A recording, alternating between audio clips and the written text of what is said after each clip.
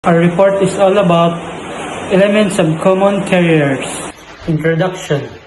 The concept of a common carrier originates from transportation and logistic law and applies to entities or individuals that provide services to the public for transporting goods and passengers.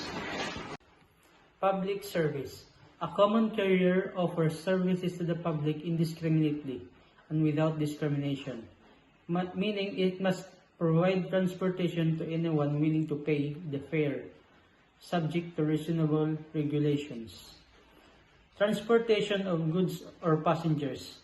The carrier must be engaged in the business of transporting goods or passengers from one location to another. For hire. A common carrier operates for compensation or hire, which distinguishes it from private carriers, which provide transport only for specific parties, regulated by law. Common carriers are often subject to specific legal regulations and requirements, ensuring they meet certain safety, liability, and operational standards. Control and operation. The carrier controls the means of transportation, for example, vehicles, ships, trains, and operates the service as part of a commercial enterprise. Tourism transportation. The transport industry has gained a vital place in the global network system, and it now becomes easier for people to travel from one place to another. So, transportation is important because it connects people, places, also opportunities. Nagkakaadahin opportunity gihap iton mga tao like iton pagtrabaho airlines, also ha mga bus, train, ngan cruise ship. Ngan iton transportation di relaya para ha travel. Nakakabudigap it transportation para ha mga emergency. The various mode of transport can be broadly divided into the following three categories. First, we have air transport. Business travelers' air transport is more convenient as it saves their precious time and offers a luxury and hassle-free travel. So, air transport suitable talaga hiya para ha mga business travelers kay iton air transportation malaksi hiyangan. Syempre iton may mga business tight talaga itot ira mga schedule. So need nirahin malaksi nga biyahe. Ngan iton air transportation very comfortable talaga hiya kung magta-travel ka kay nag-o-offer yahin meals ngan snacks. Also pwede ka gap magkita kung naboboard ka kas also para gap maging comfortable iton imo travel ngan diri maging hassle.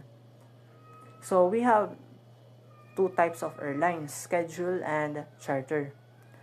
First, schedule.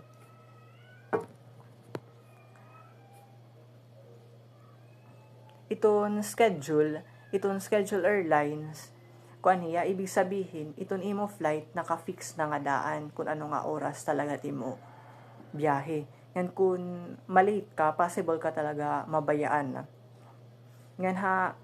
Ngan example hiton schedule airlines adaan Philippine Airlines ito nga PAL tapos kuan inin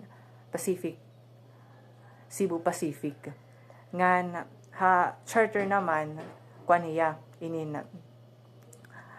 amin hiya an private like an nadiri ka kung example nadiri ka mo in crowded ngan gusto niyo ma-enjoy an iyo travel ngan maging comfortable pwede ka mo mag private. Example hiton charter airlines din ha Philippines sa adaan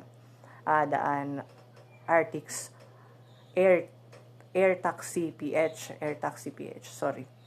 Ami to yaan luxury air service nga nag-o-offer hin private helicopter nga aircraft charter services para ha mga business ngan leisure. Ngan an era services nagsisilbi ha mga VIP tourist nga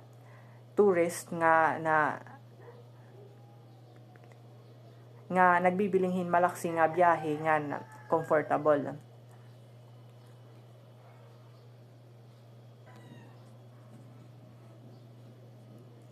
Land transport, road transport, was dominated by the automobile or car, which provides views of the landscape and the freedom to travel. So, traveling by cars allow passenger para mag-enjoy nga makakitahin maupay na mga view along the way, such as mountain nga forest nga may daka freedom mag-travel gihap bis diin, like for example may sarili ka nga kotse, diri ka na magkukuri pag fixin schedule nga makakag-decide ka kung diin mo gusto mag-travel nga kaurugan at prefer talaga iton kotse kung magta-travel kita, kay nadadara naton gihap itaton gusto nga mga gamit nga, also pwede ka mag-stop hiton na rest area like hotel. In short, iton road transport with cars is popular talaga hiya, kay it combines convenience nganhin flexibility nga the opportunity to explore. Rail transport. The railway is the most economical, convenient, and popular mode of travel, especially for long distance travel all over the world. So, economically tungod kay affordable hiya kaysa iton bus ngan air transport. Para long distance na travel, also railways can carry large numbers of passengers ngan mga gamit ngan convenient hiya kay iton trains nag-offerin damo nga special setting compared to buses or airplanes, allowing passengers to move around freely during the journey. Many long-distance trains also provide sleeping berths and dining cars, making the experience more enjoyable. Ngan popular hiya tungod kay iton train travel is often more affordable than other modes of transport, such as air travel, making it accessible to a wide range of people. It also provides good value for many, especially for long distance. Water transport. Humans have been traveling through water since time immemorial and carry good and people from one place to another. Water transport today plays two main roles in travel and tourism, namely ferrying and cruising. So, in ancient times, ang tao era gamit ang guti ay lang boat na gamit kahoy para makatabok ha river. Ganyan na iton water transport is mainly used for two purposes in tourism and travel. Aada ang ferrying ngan cruising.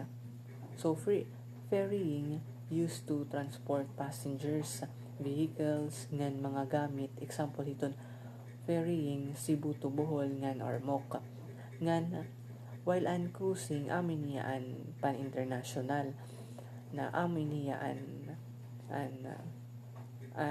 at tinatawag nga cruise ship. Nag-offer yahin accommodation, dining area ngan entertainment, may da cinema, theaters, also nightclub ngan may daghapiya recreational activities like swimming pool.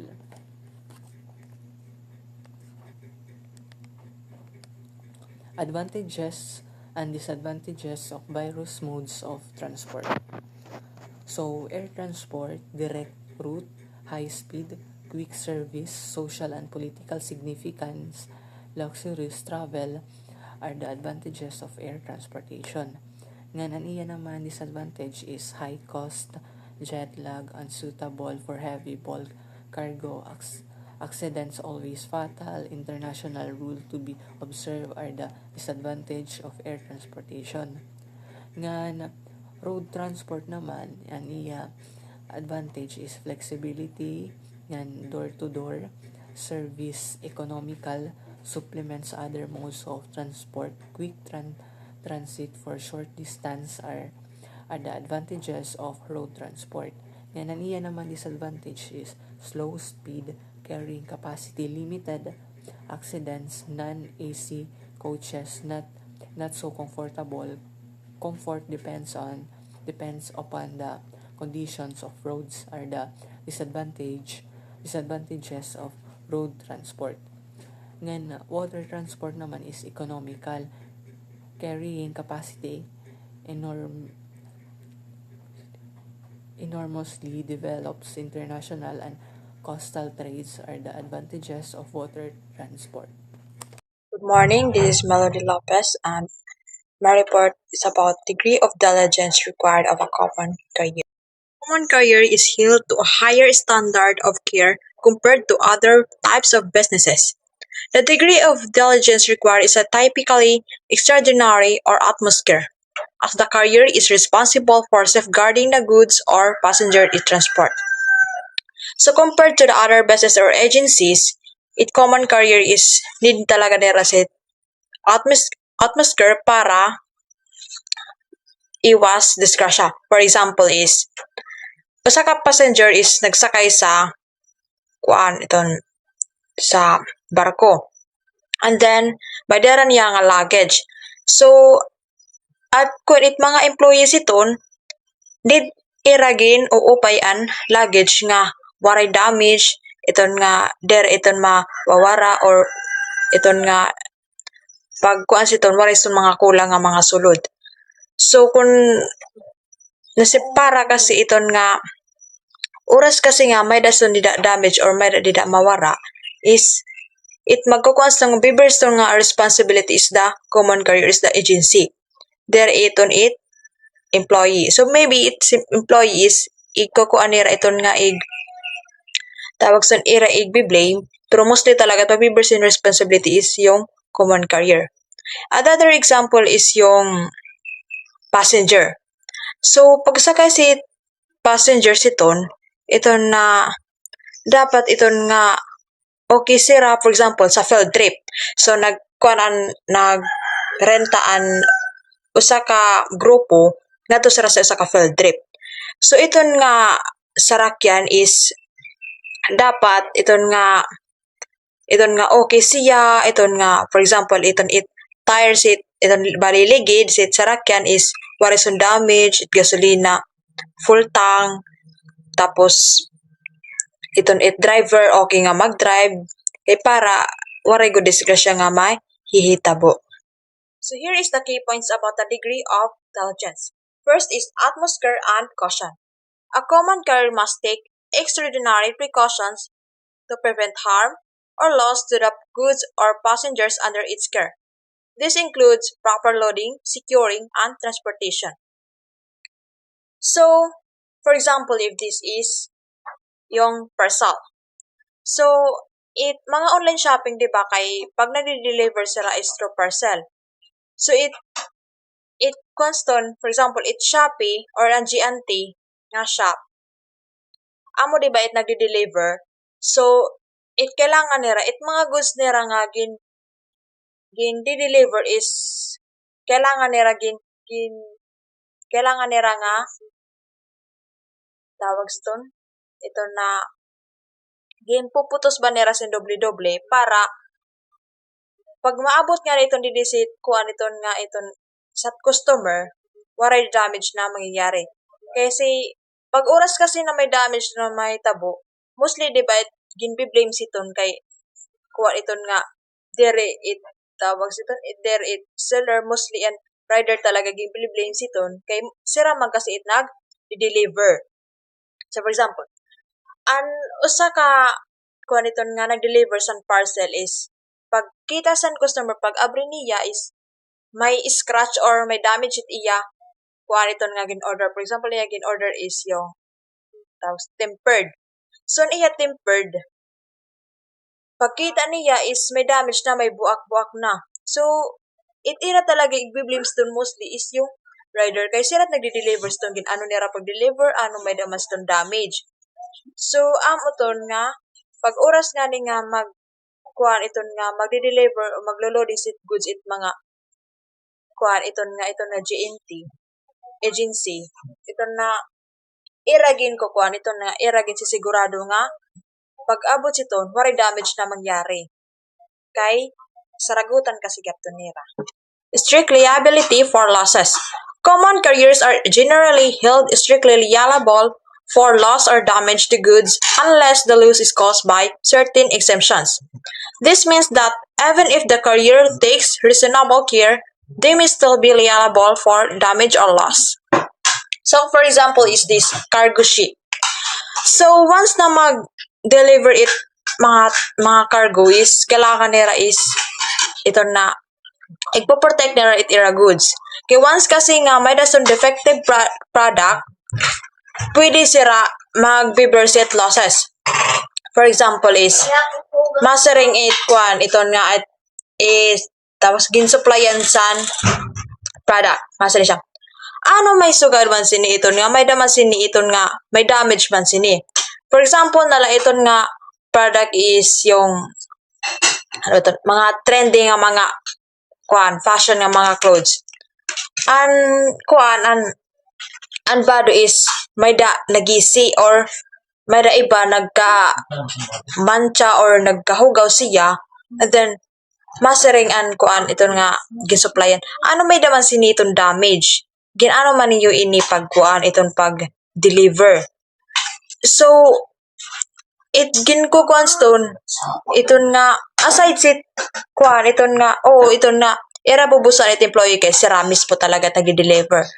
Pero magbiburst iton nga, responsibility is yung agency. Kasi, warinira iton nga, warinira paya pag-guide, itira employee nga, iton nga, inisiya, kailangan talaga maupait iyo pag-deliver, dapat waris iton nga mga damage, kay, once kasi nga may losses is, dito matatawag nga, iton nga, imbis na discount, ito sa era. Iton nga, imbis na noon magkakaada sa rasingkita, iton, nagkaada noon sa rasit losses, iton nga, bali, itiras iton nga, tawag sa itira profits iton, nawawarahin noon tungod la. The third key points about the degree of the diligence. It is the vicarious liability. So common carriers are also responsible for the action of their employees or agents. If an employee of the carrier causes damage, the carrier can be held liable. So, may natawag nga, example kita, may natawag nga customer na kuan siya sa Grab nga kuan iton nga dito da kuno ihatod da kuno siya tapos adi siya didi nga pesto kuha siya didi. And then ihatod siya nga to nga street or hide ba siya nga lugar. So pag abot sun nga driver, so amo ton nga nasakay na siya. So ito na driver is wala siya mag-ingat, kaskasero siya. Dak maaram ko nagdali siya or ganon la talaga siya mag-drive. So pag abot sa nga destination, imbes na feedback it ihatag ni customer, dere noon damot iya complaint noon siton nga agency nga anot iyo driver sugad man dere siya naghihinay, dere man to ini racing, dere man to siya let sakay sit sarakyan. So ito nagkakahatag iton nga damage reputation sit agency. Iton nga pag sugad siton kasi it mangyayari imbes na maupay it views it iba nga mga tao, iton bangin nag-aalangan noon sir sit pag iton nga pagsakay siton nga iton dida sa iton taxi dida sa Grab, dire na noon sir nakukuha sit era dida iton nga driver nga pwede ikatod sira.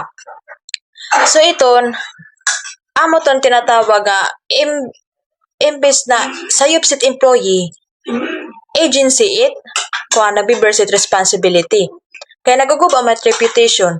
So pagdating siton, dere la kay losses la sit customer, losses la reputation gap. So naghihinay gyapon it business it nagdadalaga sa business. Nga na magiging cost na pwede maging bankrupt it usa ka business or corporation.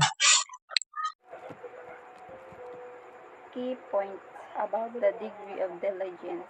Exception for negligence. The carrier can be held liable for the negligence of its employees of failure to act with the level of care required if the carrier can prove that the loss or damage occurred due to an event beyond its control, such as an act of nature, it may avoid liability.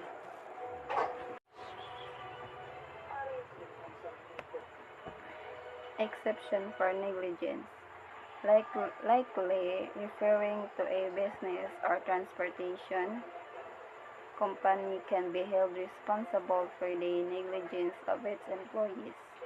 However, if the carrier can demonstrate that the loss or damage result from an event outside its control, like a natural disaster, it may avoid liability.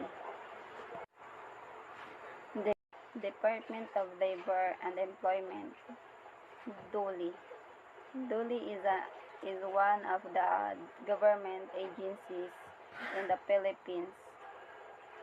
It is responsible for formulating policies and implementing programs in the field of labor and employment.